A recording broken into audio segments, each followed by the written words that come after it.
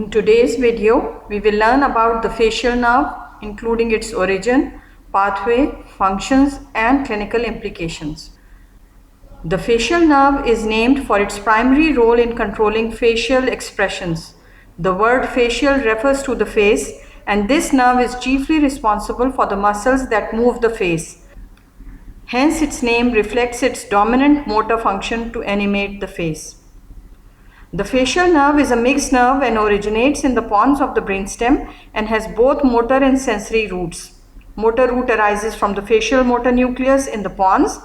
Sensory root, called the nervus intermedius, arises from the nucleus of the solitary tract responsible for taste and the spinal nucleus of the trigeminal nerve for sensation.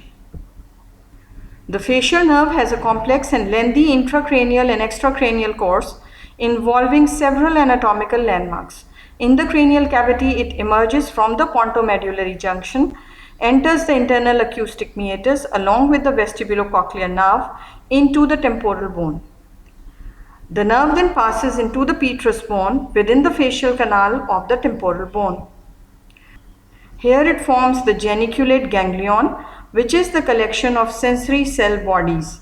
Gives off three major branches: greater petrosal nerve, which is parasympathetic supply to lacrimal gland, nerve to stapedius that controls the stapedius muscle in the ear, chorda tympani, which carries taste fibers from anterior two-thirds of tongue, and parasympathetic fibers to submandibular and sublingual glands. Finally, it exits the skull via the stylomastoid foramen, innervates the muscles of facial expression, divides within the parotid gland into 5 terminal branches called the 5 to Zanzibar branches. Number 1 temporal, 2 zygomatic, 3 buccal, 4 marginal mandibular, and the 5th one cervical. The facial nerve is mixed. It carries motor, sensory, and parasympathetic fibers.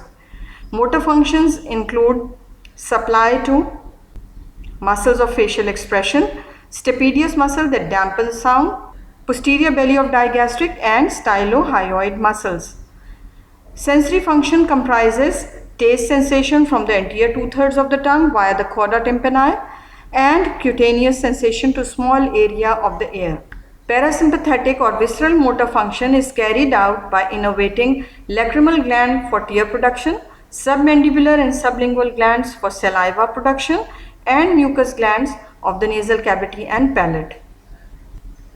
Damage to the facial nerve may lead to a variety of symptoms depending on the site of lesion.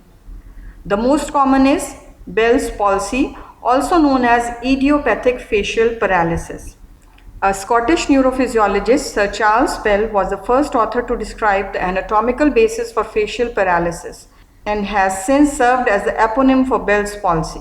Bell's palsy is characterized by sudden onset of unilateral facial muscle weakness, drooping of the mouth, inability to close the eye, loss of forehead wrinkling on the affected side, may be associated with decreased lacrimation, hyperacusis, and loss of taste if lesion is proximal. Upper motor neuron lesion, for example stroke, causes contralateral weakness of the lower face only, forehead spared due to bilateral innervation. Lower motor neuron lesion, for example Bell's palsy, trauma, causes ipsilateral weakness of both upper and lower face. Ramsay-Hunt syndrome. It is caused by varicella zoster virus reactivation in the geniculate ganglion. It is marked by facial paralysis with painful vesicular rash in the ear canal and possible hearing loss or vertigo. Temporal bone fractures can affect the facial nerve along its bony course, especially if the fracture involves the facial canal. Since the nerve branches within the parotid gland, surgeries in this area carry a risk of facial nerve injury. The facial nerve is vital for expressing emotions, taste, and autonomic control of glands. Its long and intricate course makes it susceptible to various clinical conditions, from Bell's palsy to viral infections and surgical injuries.